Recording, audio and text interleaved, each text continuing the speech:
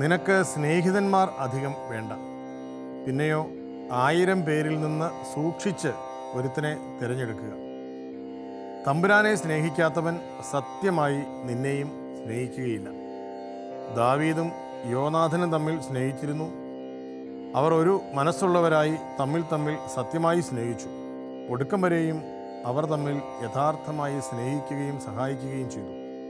അവരുടെ ഈ സ്നേഹം അല്പകാരണങ്ങളാൽ കുറഞ്ഞു പോകാതെ ആപത്തുകളിലും ആവശ്യങ്ങളിലും വർദ്ധിച്ചു വരികയും ചെയ്തു. കൗമാരെന്ന് പറയുമ്പോൾ അത് ഒരു വല്ലാത്ത കാലഘട്ടമാണ് അല്ലേ? ഞാൻ പറയും ഒരു സാൻഡ്വിച്ച്ഡ് പീരീഡാണ് നിങ്ങളുടെ ജീവിതത്തിൽ. അത് കുട്ടികളുമല്ല മുതിർന്നവരല്ല. സൈക്കോളജിയിലൊക്കെ ഒപ്റ്റിമൽ ഫ്രസ്ട്രേഷൻ എന്ന് പറയും. ഒരു പ്രായം അനുസരിച്ചുള്ള അരുതുകളും തിരുത്തലുകളും കുട്ടികൾക്ക് അനിവാര്യമാണ്. അപ്പോൾ ചിലപ്പോൾ അത്യാവശ്യമുള്ളൊരു സാധനം കിട്ടാതെ പോകുമ്പോൾ ആ സമയത്ത് എങ്ങനെ പ്രായോഗികമായി ജീവിക്കണമെന്ന് ആ കുട്ടി പഠിക്കുന്നുണ്ട്. സ്നേഹം കുറേ പേരോടുണ്ടാകും, പ്രണയം ഒരാളോടുണ്ടാവുള്ളൂ. ഈ കുട്ടി ഹെഡ് മാസ്റ്ററിനോട് വളരെ ധൈര്യത്തോടെ ചോദിച്ചു, അവർ തമ്മിലുള്ള ബന്ധം ആത്മാർത്ഥമാണെങ്കിൽ സാർ എന്തിനാണ് അത് വിഷമിക്കുന്നത്? പ്രണയം കാണിക്കുന്ന വ്യക്തിയാണ് അതിനെ സ്നേഹിക്കുന്ന വ്യക്തി എന്ന് നമ്മൾ തെറ്റിദ്ധരിക്കുമ്പോൾ നമ്മൾ അവർ പുറകെ പോകും. നമ്മളിത് സംസാരിക്കേണ്ടത് ഇപ്പം നമുക്ക് നമ്മുടെ മുതിർന്നവർ, ചേട്ടനോ ചേച്ചിയോ ആരെങ്കിലും ഉണ്ടെങ്കിൽ നമുക്ക് അവരോട് സംസാരിക്കാം. നമുക്ക് തോന്നിയതെല്ലാം ചെയ്യാൻ പാടില്ല അല്ലേ? എന്തുകൊണ്ടാണ് മാതാപിതാക്കൾ ഇത്തരത്തിലുള്ള കാര്യങ്ങളിൽ ഒരു കർശനമായ ഉപദേശം നൽകിയാൽ എന്തായിരിക്കും നിങ്ങളുടെ പ്രതികരണം എന്നാണ്? നിങ്ങൾ അത്തരത്തിലുള്ള ഉപദേശങ്ങളെ സ്വാഗതം ചെയ്യുന്നുണ്ടോ? അച്ഛൻ പറഞ്ഞത് ശരിയാണ്. കാരണം മാതാപിതാക്കൾ എപ്പോഴും മക്കളുടെ നന്മയെ മുൻനിർത്തി മാത്രമേ ഒരു കാര്യം തീരുമാനങ്ങൾ എടുക്കുള്ളൂ. നമ്മൾ വെറും ഒരു കല്ലാണ്, ആ കല്ലിനെ വൃത്തിയായി ചെത്തി മിനുക്കുമ്പോഴൊരു നല്ല ശില്പം ഉണ്ടാവുള്ളൂ. അപ്പം ഈ ചെത്തി മിനുക്കലിൽ നമ്മൾ തയ്യാറായി നിൽക്കുന്നില്ലെങ്കിൽ അവിടെ ചിലപ്പോൾ ചില പോറലുണ്ടാവും. അത് ആ ശില്പത്തിന് കേടായി മാറും. അപ്പം ഇപ്പം നേരത്തെ പറഞ്ഞപ്പോഴൊക്കെ പറഞ്ഞു മാതാപിതാക്കളോട് നമുക്കിങ്ങനെ ഷെയർ ചെയ്യാൻ പറ്റുന്നില്ല.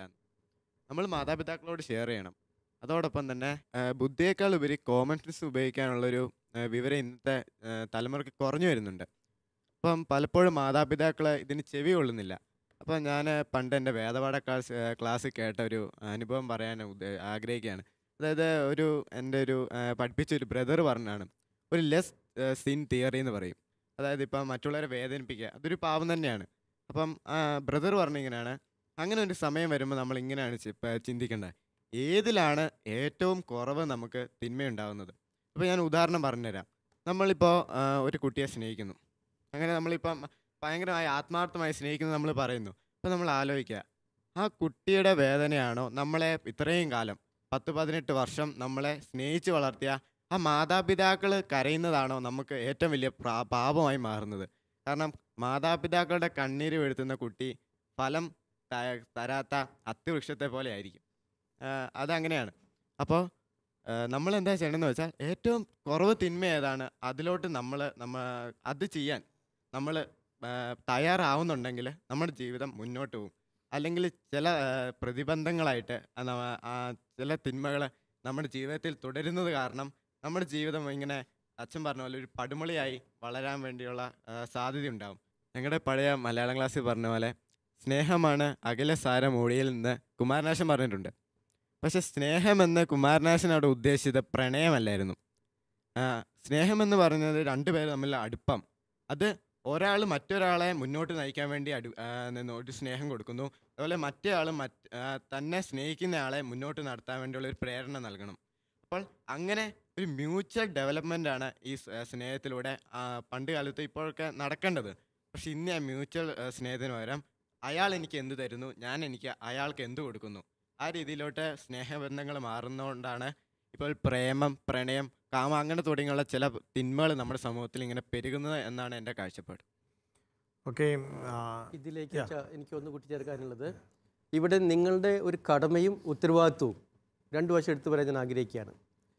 നിങ്ങളുടെ കടമ എന്ന് പറയുന്നത് നിങ്ങളുടെ മാതാപിതാക്കന്മാരുടെ അടുത്ത് സമയം കണ്ടെത്തി നിങ്ങളുടെ ആവശ്യങ്ങളും ആഗ്രഹങ്ങളും പ്രശ്നങ്ങളും പങ്കുവെക്കണം. അത് മക്കളുടെ കടമയാണ്. That's your duty. നിങ്ങൾ സമയം കണ്ടെത്തി അപ്പനോടും അമ്മയോടും അടുത്തിരുന്ന് നിങ്ങളുടെ ഇപ്പോൾ ഈ വളരുന്ന പ്രായത്തിൽ നിങ്ങൾ അഭിമുഖീകരിക്കുന്ന ക്രൈസിസ് നിങ്ങൾ പറയണം. അത് നിങ്ങളുടെ കടമയാണ്. അത് ചെയ്യുന്നില്ലെങ്കിൽ തെറ്റുമാണ്. ഈ ഒരു ചെറിയൊരു സ്നേഹബന്ധത്തിൽ നിങ്ങൾ തുടങ്ങുകയാണെങ്കിൽ ആ തുടങ്ങുന്ന സമയത്ത് തന്നെ വീട്ടിൽ പോയിട്ട് പെൺകുട്ടികളാണെങ്കിൽ സാധാരണ അമ്മയോട് പറയുക, ആൺകുട്ടികളാണെങ്കിലും സൗകര്യം പോലെ അമ്മയോട് അച്ഛനോട് പറയുക, എനിക്ക് ഇങ്ങനെ ഒരു ചെറിയൊരു താല്പര്യമൊക്കെ തോന്നുന്നുണ്ട്. കാരണം തുടക്കത്തിലേ പറഞ്ഞു കഴിഞ്ഞാൽ അവർക്ക് വേണ്ടത്ര മാർഗ്ഗനിർദ്ദേശം നൽകാൻ സാധിക്കും. ഇപ്പം ഞങ്ങളെടുത്ത് വരുന്ന പല കേസുകളിൽ തുടക്കത്തിലൊന്നും പറയില്ല, ഓടിപ്പോയതിന് ശേഷമാണ് ആൾക്കാർ അറിയുക. പിന്നെ പോലീസ് പിടിച്ചുകൊണ്ടിരിപ്പോൾ മിസ്സിങ്, പോലീസിൽ കംപ്ലയിൻറ്റ് കൊടുത്തു, നാട്ടിൽ പാട്ടായി. പലപ്പോഴും അച്ഛനമ്മമാരും പിന്നെ ആത്മഹത്യക്ക് ശ്രമിക്കുകയാണ്. കാരണം ഈ പെൺകുട്ടിയെ സ്വന്തം മകൾ വേറൊരുത്തിൻ്റെ കൂടെ ഓടിപ്പോയി, ഇനി എന്ത് ചെയ്യുക അല്ലേ, നാട്ടുകാർ പഴി പറയില്ലേ. അപ്പോൾ അതൊക്കെ സംഭവിക്കാതിരിക്കണമെങ്കിൽ നിങ്ങൾക്ക് അങ്ങനെ ഒരു വികാരം, ഒരു അടുപ്പം തോന്നുമ്പോൾ തന്നെ പറയുക. അപ്പോൾ പിന്നെ വലിയ പ്രശ്നമില്ല, പിന്നെ മാറ്റം വരുത്താൻ എളുപ്പമുണ്ട് അല്ലേ. തുടക്കത്തിലെ മുളയിലെ നുള്ളിക്കളയാൻ നമുക്ക് എളുപ്പമുണ്ട്. രണ്ടാമത്തേത് നിങ്ങൾ നിർബന്ധിക്കേണ്ടത്, പലപ്പോഴും നിങ്ങളുടെ അപ്പനും അമ്മയൊക്കെ വല്ലാത്ത ജോലി തിരക്കിലായിരിക്കും. നിങ്ങൾ എന്തെങ്കിലും പറയാൻ ചെല്ലുമ്പോൾ അവർ ഒന്നുകിൽ അടുക്കളയിലായിരിക്കും അല്ലെങ്കിൽ ഓഫീസിലായിരിക്കും, സമയം കിട്ടില്ല. നിങ്ങളുടെ അവകാശമാണിത്. എന്ത് നിങ്ങൾ പറയുന്നത് അവർ കേൾക്കുക എന്നുള്ളത്. നിങ്ങൾക്ക് നിങ്ങളുടെ അപ്പൻ്റെ അമ്മേൻ്റെ അടുത്ത് പോയിട്ടല്ലേ പറയാൻ പറ്റുള്ളൂ, അടുത്ത വീട്ടിൽ പോയിട്ട് പറയാൻ പറ്റുമോ? ഇല്ല. നിങ്ങളുടെ അപ്പനും അമ്മയും നിങ്ങൾക്ക് ജന്മം തന്നത് കൊണ്ട് അവരുടെ ഉത്തരവാദിത്വമാണ് എന്ത്, നിങ്ങൾ കേൾക്കുക എന്നുള്ളത്. അതിന് ഞാൻ പറയും പ്രൈം ടൈമാണത്, എങ്ങനെയെങ്കിലും ഒന്നല്ല. ഞാൻ പാരൻസിനോട് പറയാറുണ്ട്, മകളോ മകനോ എന്തെങ്കിലും ഒരു കാര്യം പറയാനായിട്ട് പുറകെ വരുമ്പോൾ നിങ്ങൾ പാലടപ്പത്ത് വെച്ച് തിളച്ചുകൊണ്ടിരിക്കുകയാണെങ്കിൽ പോലും അത് ഓഫ് ചെയ്തിട്ട് അടുത്ത് വന്നിരിക്കണം. ഇത് ഞാൻ പാൽ അങ്ങോട്ട് കാച്ചി ചായയാക്കി അച്ഛന് കൊടുത്തിട്ട് വരാമെന്ന് പറഞ്ഞു വരുമ്പോഴേക്കും ഈ മകൻ്റെ മകളുടെ മൂഡ് മാറിക്കാണും, പിന്നെ അവർ ഓപ്പൺ ചെയ്യില്ല. അതാണ് പ്രൈം ടൈം എന്ന് പറയുന്നത്, റൈറ്റ് ടൈം. ഇത് നിങ്ങളുടെ അവകാശമാണ്. അങ്ങനെ ഏതെങ്കിലും പാരൻസ് നിങ്ങൾക്ക് സമയം തരുന്നില്ലെങ്കിൽ നിങ്ങൾ 10-9 വിളിച്ച് പറഞ്ഞോളൂ, അല്ലെങ്കിൽ ചൈൽഡ് വെൽഫെയർ കമ്മിറ്റിയിലേക്ക് വിളിച്ച് പറഞ്ഞോളൂ, ഞങ്ങൾ ഇടപെടും. 1098 ചൈൽഡ് ലൈൻ നമ്പർ നിങ്ങൾക്കറിയാതെ അല്ലേ. ഞാനത് തമാശയായിട്ട് പറയുകയാണെങ്കിലും അത് നിങ്ങളുടെ അവകാശമാണ്, നിങ്ങൾ ധൈര്യമായിട്ട് പറഞ്ഞോളൂ. ഞാൻ പറയും, ഞങ്ങൾ 7-8 മക്കളുള്ള ഞങ്ങളുടെ അമ്മമാരെയും അപ്പച്ചമാരെയും ജോലി എന്താണെന്ന് വെച്ച് കഴിഞ്ഞാൽ, അമ്മമാരെ പ്രത്യേകിച്ച് ഞാൻ പറയും, ആദ്യത്തെ ജോലി പ്രസവിക്കലായിരുന്നു അല്ലേ, രണ്ടാമത്തെ ജോലി കുക്കിംഗ് ആണ്, 8 പേർക്ക് 10 പേർക്ക് ഭക്ഷണം വയ്ക്കുക, മൂന്നാമത്തെ ജോലി വാഷിംഗ് ആണ്. അന്ന് വാഷിംഗ് മെഷീനൊന്നുമില്ല, കുക്കറില്ല, ഒന്നുമില്ല, ഗ്യാസില്ല, എന്താ കഷ്ടപ്പാടില്ലേ. ഇന്ന് 4 പേർക്ക് ഭക്ഷണം വയ്ക്കാൻ പാടാണ്. എല്ലാ സംവിധാനം ഉണ്ടായിട്ടും 2 സെർവൻസ് വേണം, 2 സെർവൻസ് ആയമാർ പിന്നെയും വേണം. കുഞ്ഞിന് ഭാഷ പറയുന്ന പോലെ അകത്തായ പുറത്ത് നായ പുതിയ വലിയ വീടായി, അതിനപ്പോഴത്തെ അവസ്ഥ. അപ്പോൾ നിങ്ങളുടെ അവകാശങ്ങൾ ഉപയോഗിക്കണം. നിങ്ങൾ ക്ലാസ് കഴിഞ്ഞ് ചെല്ലുമ്പോഴോ അല്ലെങ്കിൽ സൗകര്യമുള്ളപ്പോഴും നിങ്ങൾക്ക് പറയാനുള്ളപ്പോൾ മെല്ലെ വിളിച്ചിരുത്തുക, എനിക്ക് കുറച്ച് കാര്യം പറയാനുണ്ട്, ധൈര്യമായിട്ട് ചെയ്തോളൂ, അത് നിങ്ങളുടെ അവകാശമാണ്. ഇത് രണ്ടും നടന്നു കഴിഞ്ഞാൽ കുറേ പ്രശ്നം തീരും. ഒരു കാര്യം എനിക്ക് അതിൽ ശ്രദ്ധിക്കാനായിട്ട് പറയേണ്ടത്, ഒരു പെൺകുട്ടി വളരെ ചുരുക്കമായിട്ട് സംഭവിക്കുന്ന ഒന്നാണ്, അവൾ വളരെ സ്മാർട്ടാണ്. ക്ലാസ് കഴിഞ്ഞ് വന്നതിന് അമ്മേനെ ഒരു 1-1.5 മണിക്കൂർ വിളിച്ചിട്ട് വധിക്കും. സ്കൂളിൽ നടന്ന എല്ലാ കാര്യവും വിളിച്ചു പറയും, പക്ഷേ ആവശ്യമുള്ള മാത്രം പറഞ്ഞിരുന്നില്ല. അവസാനമുള്ള പ്രണയം വല്ലാത്ത ഗുരുക്കിൽപ്പെട്ടതിന് ശേഷമാണ് വരുന്നത്. അങ്ങനത്തെ ഓവർ സ്മാർട്ട് ആവാൻ പാടില്ല. ശാന്തി സിസ്റ്ററിന് എന്ത് തോന്നുന്നു ഇത്തരത്തിലുള്ള അനുഭവങ്ങൾ കുഞ്ഞുങ്ങൾക്കൊരു ഉദാഹരണ പാഠമായിട്ട്? എനിക്ക് പറയാനുള്ളത് തോന്നിയത്, പണ്ടൊക്കെ മാതാപിതാക്കൾ ഇങ്ങനെ ഈ പ്രശ്നങ്ങളെല്ലാം മുൻകൂട്ടി കണ്ട് അവർക്ക് ഗൈഡൻസ് കൊടുത്താണ് വളർത്തിക്കൊണ്ട് വന്നത്. ഉദാഹരണം പറഞ്ഞാൽ, നീ ആരോട് അടി കൂട്ടുകൂടിയത്? ചാമ്രപിതാവ് പറഞ്ഞിട്ടുള്ളത് മാതാപിതാക്കളോട് കുഞ്ഞുങ്ങൾ ആരോട് കൂട്ടുകൂടുന്നുവെന്നും അവർ എന്ത് പഠിക്കുന്നുവെന്നും എന്ത് വായിക്കുന്നുവെന്നും മാതാപിതാക്കൾ ശ്രദ്ധിക്കണം. ആഴ്ചയിൽ ഒരു ദിവസമെങ്കിലും അവരുടെ അടുത്തിരുന്ന് റിവ്യൂ ചെയ്യണം. അവർ വായിക്കുന്നത് എന്താണെന്ന്, അവരുടെ കൂട്ട് ഏതാണെന്നൊക്കെ ശ്രദ്ധിക്കണമെന്ന്. അത് അറിഞ്ഞോ അറിയാതെയോ നമ്മുടെ മാതാപിതാക്കൾ അത് ചെയ്തിരുന്നു. ഇവരാരോടാണ് കൂട്ടുകൂടുന്നത്, ദൈവഭക്തിയുള്ളവരാണോ ഇവരുടെ കൂട്ടുകാർ, ഇവരുടെ ഈ നമ്മുടെയൊക്കെ പ്രായത്തിൽ വരുന്ന വ്യത്യാസങ്ങൾ മുൻകൂട്ടി കണ്ടുകൊണ്ട് നമ്മൾ പറയാതെ തന്നെ അവരെ ഗൈഡൻസ് തന്നിരുന്നു. ഇന്ന ഇന്ന കാര്യങ്ങൾ സംഭവിക്കും, ഇന്നയൊക്കെ ഉണ്ടാകും, അപ്പോൾ എങ്ങനെയൊക്കെയാണ് ചെയ്യേണ്ടത്, പ്രാർത്ഥിക്കണം, ഇങ്ങനെ വസ്ത്രം ധാരണിക്കണം, ഇങ്ങനെ കൂട്ടുകൂടണം, കൂട്ടുകാരോട് ഇന്നതൊക്കെയേ പറയാവുള്ളൂ, അങ്ങനെ നിങ്ങൾക്കുണ്ടാകും. അങ്ങനെയൊരു ഗൈഡൻസ് ഇന്നത്തെ മാതാപിതാക്കൾ കൊടുക്കുന്നേ ഇല്ല എന്നാണ് എനിക്ക് മനസ്സിലായിട്ടുള്ളത്. അതായത് നമ്മളെ സംബന്ധിച്ചിടത്തോളം പണ്ടുണ്ടായിരുന്ന ഒരു പിതൃപുത്ര ബന്ധങ്ങൾ അല്ലെങ്കിൽ മാതാപിതാക്കളും മക്കളും തമ്മിലുള്ള ബന്ധങ്ങൾ ഇന്ന് അതേ ഒരു ആഴത്തിൽ തുടരുവാൻ നമുക്ക് നമ്മളുടെ സാഹചര്യങ്ങളിൽ നിന്നുകൊണ്ട് തന്നെ പരിശ്രമം തുടരണം എന്നുള്ള ഒരു കാര്യമാണ് നമ്മുടെ ചർച്ചയിൽ നമ്മൾ ഉരുത്തിരിഞ്ഞു വരുന്നത്. അതായത് മാതാപിതാക്കൾക്ക് മക്കളോട് വലിയ സ്നേഹമുണ്ടായിരുന്ന ഒരു കാലം എന്നൊരു പ്രത്യേക കാലമൊന്നുമില്ല. എല്ലാ കാലത്തും മാതാപിതാക്കൾക്ക് മക്കളോട് വലിയ സ്നേഹമുണ്ട്. ഈ ഒരു കാലത്ത് മാതാപിതാക്കൾക്ക് മക്കളുടെ സ്നേഹം കുറഞ്ഞു എന്ന് നമ്മൾ ആരും വിചാരിക്കുന്നുമില്ല. അന്ന് നമുക്ക് പറമ്പിൽ നിന്നുമൊക്കെ ഒത്തിരി ആദായം കിട്ടിക്കൊണ്ടിരുന്ന സമയത്ത് പറമ്പുമായിട്ട് ഒരുമിച്ച് അപ്പനും അമ്മയും പറമ്പിൽ പോയി പണിയുന്നു, തിരിച്ചു വരും. ഇന്ന് പുറത്ത് ജോലി ചെയ്തിട്ട് ജീവിക്കുന്ന മാതാപിതാക്കളാണ് കൂടുതലും. അങ്ങനെയുള്ള അവസരങ്ങളിൽ അതിനനുസരിച്ചുള്ള ഒരു അഡ്ജസ്റ്റ്മെൻറ്റ്സ് അവരുടെ ജീവിതശൈലിയിൽ മൊത്തം വരുന്നുണ്ട്. അതുകൊണ്ട് മാതാപിതാക്കൾക്ക് മക്കളോട് ഒപ്പം ചെലവഴിക്കാനുള്ള സമയം പണ്ടത്തേതുപോലെ അത്രയും കാര്യമായിട്ട് ഇന്ന് കിട്ടുന്നില്ല പലപ്പോഴും. അതുകൊണ്ട് തന്നെ നിങ്ങൾക്ക് അവകാശപ്പെട്ടത് നിങ്ങൾ ചോദിച്ചു മേടിക്കണം എന്നാണ് അച്ഛനും സിസ്റ്റേഴ്സും ഇന്നിവിടെ പറഞ്ഞതിൽ നിന്ന് നമ്മൾ തിരിച്ചറിയേണ്ടത്. ഓരോ മക്കൾക്കും അവർക്ക് അപ്പൻ്റെയും അമ്മയുടെയും അടുത്തുനിന്ന് കിട്ടേണ്ട അവകാശം എന്ന് പറയുന്ന സമയം, പരിലാളന, തിരുത്തലുകൾ, ആവശ്യ സമയത്തുള്ള ഉപദേശങ്ങൾ, സ്നേഹം, ഇതെല്ലാം നിങ്ങൾ ഒരു പരിധിവരെ നിങ്ങൾക്ക് അവകാശമുള്ളതാണ്. അത് നിങ്ങൾക്ക് കിട്ടേണ്ടതാണ്. അത് കിട്ടാനുള്ള സാഹചര്യം നിങ്ങൾ തന്നെ ഉണ്ടാക്കാൻ ശ്രമിക്കണം. അകന്നു മാറി നിൽക്കുക എന്നതിനപ്പുറത്ത് അടുത്തുനിന്ന് ചോദിച്ച് കൂടെ ഇരുന്ന് നമ്മളത് സ്വീകരിക്കുക എന്നുള്ളതാണ് വലിയൊരു കാര്യം.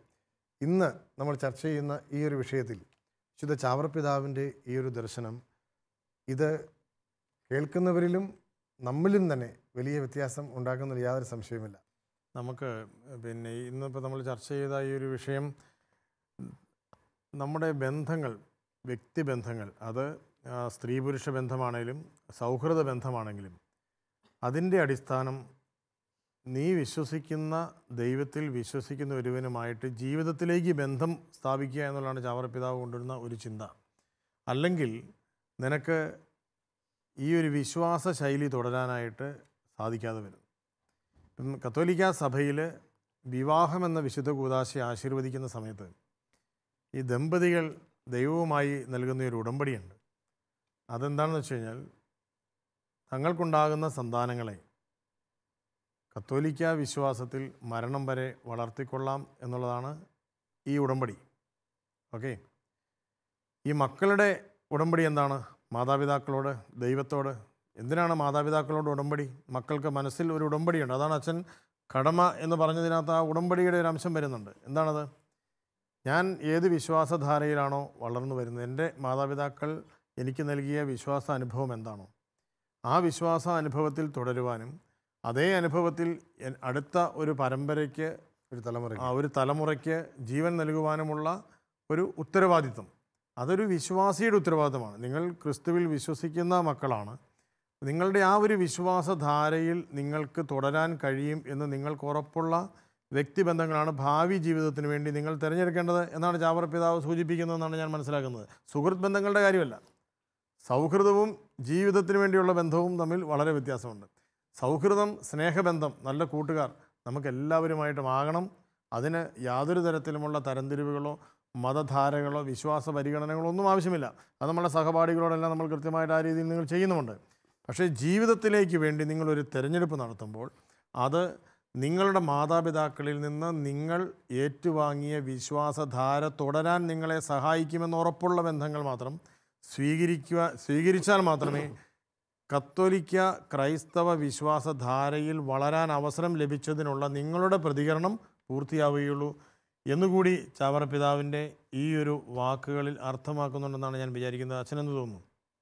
തീർച്ചയായിട്ടും നമ്മളൊരു ജോലി തിരഞ്ഞെടുക്കുമ്പോൾ എനിക്ക് ജോലി ചെയ്യാൻ പറ്റുമോ, എനിക്കതിൽ സന്തോഷം, സംതൃപ്തി കണ്ടെത്താൻ സാധിക്കുമോ എന്നൊക്കെ നോക്കി ജോലി കണ്ടെത്തുക എന്ന് പറഞ്ഞ പോലെ തന്നെ നമ്മൾ ജീവിതം മുന്നോട്ട് പോകുമ്പോൾ ഏർപ്പെടുന്ന ഓരോ ബന്ധങ്ങളിലും ഈ ഒരു ചിന്തയുണ്ടായിരിക്കണം. പ്രത്യേകിച്ച് ഒരു ക്രൈസ്തവൻ എന്ന രീതിയിൽ എൻ്റെ വിശ്വാസമാണ് എനിക്ക് ഏറ്റവും വിലപ്പെട്ടതല്ലേ. ഞാൻ എന്തുകൊണ്ട് ഒരു വൈദികനായിട്ടിരിക്കുന്നു ചോദിച്ചു കഴിഞ്ഞാൽ എൻ്റെ ക്രൈസ്തവ വിശ്വാസത്തിൻ്റെ വലിയൊരു പ്രകടനമാണിത്. ഞാനീ ഉടുപ്പിട്ട് നടക്കുന്നുണ്ടെങ്കിൽ മറ്റുള്ളവരെന്ത് വിചാരിക്കുന്നു എന്നുള്ളതല്ല എൻ്റെ പ്രശ്നം. എൻ്റെ വിശ്വാസം എനിക്ക് പ്രകടിപ്പിക്കണം, എനിക്ക് ജീവിക്കണം, വേണ്ടേ? അപ്പം അതിന് ഉതകുന്ന രീതിയിലുള്ള കാര്യങ്ങൾ നമ്മൾ ഏർപ്പെടുക. അതാണ് അച്ഛൻ പറഞ്ഞതിൻ്റെ അർത്ഥം എനിക്ക് മനസ്സിലാവുന്നത്. ഇതിൽ ഈ സ്നേഹത്തിനെ കുറിച്ച് പറയുമ്പോൾ നമ്മൾ ആദ്യമായിട്ട് സ്നേഹം അനുഭവിച്ചത് എവിടെ വെച്ചിട്ടാണ്? വീട്ടിൽ വെച്ചിട്ടാണല്ലേ. അമ്മയുടെയും അപ്പച്ചൻ്റെയും സ്നേഹമല്ലേ. ഈ സ്നേഹമാണ് ഏറ്റവും അടിസ്ഥാനപരമായ സ്നേഹം നമ്മൾ മനസ്സിലാക്കണം. ഇവിടെ ജിയോ പറഞ്ഞതുപോലെ എത്ര എളുപ്പത്തിലാണ് പലപ്പോഴും നമ്മൾ നമ്മുടെ അപ്പനമ്മേനൊക്കെ തള്ളി പറയുന്നതല്ലേ.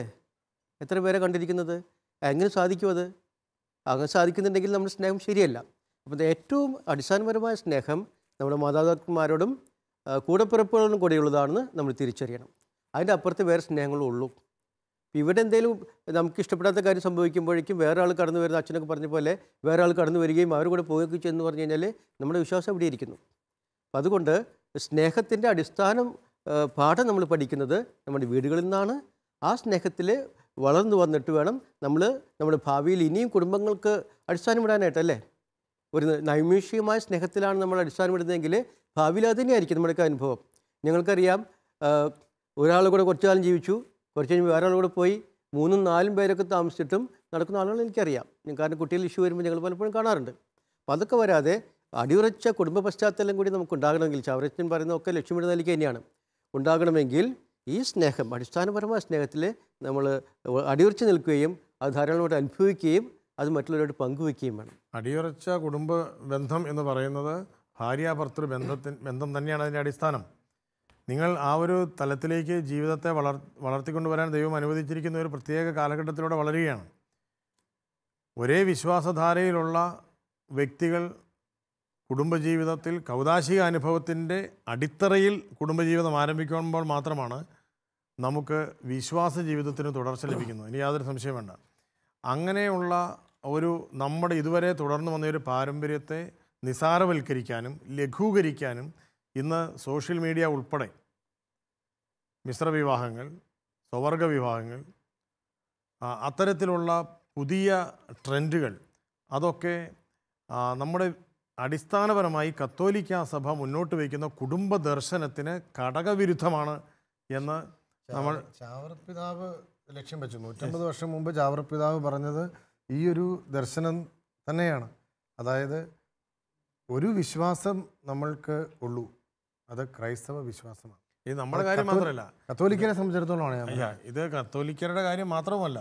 ഏത് വ്യക്തിയാണെങ്കിലും ഭദ്രമായ ഒരു കുടുംബം എന്ന് പറയുന്നത് ഉടലുകളുടെ മാത്രം ചേർച്ചയല്ലല്ലോ, അത് മനസ്സിൻ്റെയും ഹൃദയത്തിൻ്റെയും വിശ്വാസത്തിൻ്റെയും സംസ്കാരത്തിൻ്റെയും ചേർച്ചയാണ്.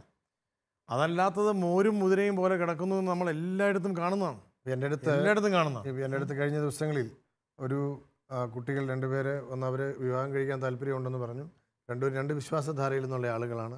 അപ്പോൾ അവരെന്നോട് നല്ല കത്തോലിക്ക കുടുംബത്തിൽ നിന്നുള്ള പെൺകുട്ടി. അപ്പോൾ അവളെന്നോട് ചോദിക്കുന്നത്, സ്നേഹമല്ലേ അച്ഛാ എല്ലാത്തിനും പ്രധാനം? സ്നേഹമല്ലേ? അപ്പോൾ അതാരെങ്കിലും സ്നേഹിച്ചാൽ ദൈവം സ്നേഹമാണെന്നല്ലേ പറയുന്നത്? അപ്പോൾ പിന്നെ എന്തുകൊണ്ട് ഈ ആളെ വിവാഹം ചെയ്യുവാൻ എന്നെ അനുവദിച്ചുകൂടാ?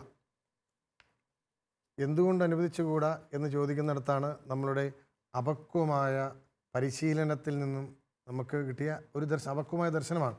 അത് സ്വായത്തമാക്കാനുള്ള അവസരങ്ങളെ ഉപയോഗിക്കാതെ നമ്മൾ വളർന്നതുകൊണ്ട് സംഭവിച്ചതാണ്. നമുക്ക് ആരെയും സ്നേഹിക്കുന്നതുകൊണ്ട് ഒന്നും കുഴപ്പമില്ല. റോഹിത് സൂചിപ്പിച്ചതുപോലെ നമ്മളൊരു കുടുംബ ബന്ധം, അത് നമ്മളിലൂടെ ഇനി ഒട്ടനവധി തലമുറകളിലേക്ക് ഈ വിശ്വാസം ഇങ്ങനെ സജീവമായി പോകേണ്ടതാണ്. അങ്ങനെ പറയാൻ കാരണം എന്താണെന്ന് വെച്ച് കഴിഞ്ഞാൽ, നമ്മളാരും ഒറ്റയല്ല. നമ്മളാരും ഒറ്റയ്ക്ക് ഇവിടേക്ക് വന്നവരല്ല, ഒറ്റയ്ക്ക് വളർന്നവരല്ല, ഒറ്റയ്ക്ക് പോകുന്നവരുമല്ല. ഇപ്പം മോളൊരു വ്യക്തിയാണെങ്കിൽ നിനക്ക് ശിഖരങ്ങൾ പോലെ നിനക്ക് സഹോദരങ്ങളുണ്ട്, നിനക്ക് രക്തബന്ധങ്ങളുണ്ട്, നിൻ്റെ അപ്പുറവും ഇപ്പുറവും തലമുറകളുണ്ട്. ഇതിൻ്റെ എല്ലാം ഒരു കണ്ണിയാണ് നമ്മൾ ഓരോരുത്തരും. അപ്പോൾ ഇതൊക്കെ സുരക്ഷിതമായിട്ടും ശക്തമായിട്ടും നിലനിൽക്കണമെങ്കിൽ നമ്മൾക്ക് ഓരോരുത്തർക്കും ഓരോ ഉത്തരവാദിത്തമുണ്ട്. ഇപ്പം മാതാപിതാക്കളുടെ അരികിൽ പോയി സംസാരിക്കുക എന്ന് പറയുന്നത് മക്കളുടെ ഉത്തരവാദിത്തമാണെന്ന് ജോസച്ചൻ പറഞ്ഞതുപോലെ, നമ്മൾ ഏത് വിശ്വാസധാരയിലാണോ വളർന്നു വരാൻ ദൈവം അനുവദിച്ചത് ആ വിശ്വാസധാരയ്ക്ക് തുടർച്ച കൊടുക്കുക എന്നുള്ളത് നമ്മുടെ ഉത്തരവാദിത്തം തന്നെയാണ്. ഞാനിത് പറയുന്നത്, ഞാൻ മുമ്പ് റോബിയച്ചൻ പറഞ്ഞപ്പോൾ ഞാൻ പറഞ്ഞത്, ഇത് ഞാനിപ്പോൾ ഒരു കത്തോലിക്ക പുരോഹിതനായതുകൊണ്ട് കത്തോലിക്ക വിശ്വാസധാരയിൽ നിങ്ങൾ അടിയുറച്ച് വളരണമെന്ന് നിങ്ങളോട് പറയുമ്പോൾ തന്നെ ഞാൻ എൻ്റെ മറ്റ് മതസ്ഥരായിട്ടുള്ള കുഞ്ഞുമക്കളോട്, ദീപിക ബാലസൈക്യത്തിലെ എൻ്റെ മറ്റ് മതസ്ഥരായ കുഞ്ഞുമക്കളോട് ഞാൻ പറയുന്നത്, അവരുടെ ഹൈന്ദവ വിശ്വാസധാരയിലും മറ്റ് വിശ്വാസധാരയിലുമൊക്കെയുള്ള കുഞ്ഞുങ്ങളോട് അവരുടെ അതേ വിശ്വാസധാരയിൽ തന്നെയുള്ള ഒരു ജീവിത പങ്കാളിയെ സ്വീകരിക്കുന്നവർക്ക് മാത്രമാണ് ഒരു കുടുംബജീവിതത്തിൻ്റെ ഭദ്രമായിട്ടുള്ള അനുഭവം ഉണ്ടാകുന്നുള്ളൂ. അതല്ലാത്തത് ഉടലുകളുടെ വിനിമയം കഴിയുമ്പോൾ പിന്നെയുള്ളത് ആശങ്കകളും ഉത്കണ്ഠകളും മാത്രമാണ്. ചേരാത്ത സംസ്കാരങ്ങളുടെ പരിപരുത്ത അനുഭവങ്ങളിലൂടെയാണ് പിന്നീട് ഓരോരുത്തരും മുന്നോട്ട് പോകുന്നത്. കാരണം രണ്ട് വിശ്വാസ ശൈലികൾക്ക് ഒരു സമയത്ത് ഒരുമിച്ച് ചേരാൻ പറ്റാത്ത ചില സാഹചര്യങ്ങൾ വരും. ഒരേ വിശ്വാസധാരയിലുള്ളവർക്ക് മാത്രമാണ് യഥാർത്ഥത്തിൽ ഒരേ സാംസ്കാരിക അനുരൂപണത്തോടു കൂടി മക്കളെ പുതിയ തലമുറകളിലേക്ക് വിശ്വാസം കൊടുത്ത് വളർത്തിക്കൊണ്ടുവരാനായിട്ട് കഴിയുകയുള്ളൂ. കത്തോലിക്ക സഭയിലുള്ള കുഞ്ഞുങ്ങൾക്ക് ഒരു തലമുറയെ വളർത്തേണ്ട വലിയൊരു ഉത്തരവാദിത്വം കൂടിയുണ്ട്. ഇനി വരുന്ന തലമുറയുടെ വലിയ പിതാക്കന്മാരും മാതാക്കളുമാണ് ഇവിടെ ഇരിക്കുന്നത് എന്നുള്ളത് പറയുമ്പോൾ, നിങ്ങളിലൂടെയാണ്, നിങ്ങൾ സ്വീകരിച്ച വിശ്വാസത്തിൻ്റെ ഒരംശമാണ് ഒരു തലമുറയിലേക്ക് നമുക്ക് കൈമാറാൻ പറ്റുക. യഥാർത്ഥ സ്നേഹം എന്ന് പറയുന്നത് വിശുദ്ധ ചാവറപ്പിതാവിലൂടെ ഇന്ന് നമ്മൾ ചർച്ച ചെയ്ത് അനുഭവിച്ചറിഞ്ഞ വ്യത്യസ്തമായ വശങ്ങളൊക്കെയും ചേർത്ത് വെച്ചുകൊണ്ട് നമ്മൾ സംസാരിക്കുമ്പം അത് ദൈവസ്നേഹത്തിൻ്റെ മറ്റൊരു പതിപ്പാണ്. നമ്മൾക്കെല്ലാവർക്കും അനുഭവിക്കുവാൻ പറ്റുന്ന യഥാർത്ഥ സൗഹൃദമെന്ന് പറയുന്നത് അത് യഥാർത്ഥമാകണമെങ്കിൽ അത് ദൈവസ്നേഹത്തിൻ്റെ ഒരു പതിപ്പായിട്ട് നമുക്ക് അനുഭവിക്കുവാൻ പറ്റണം.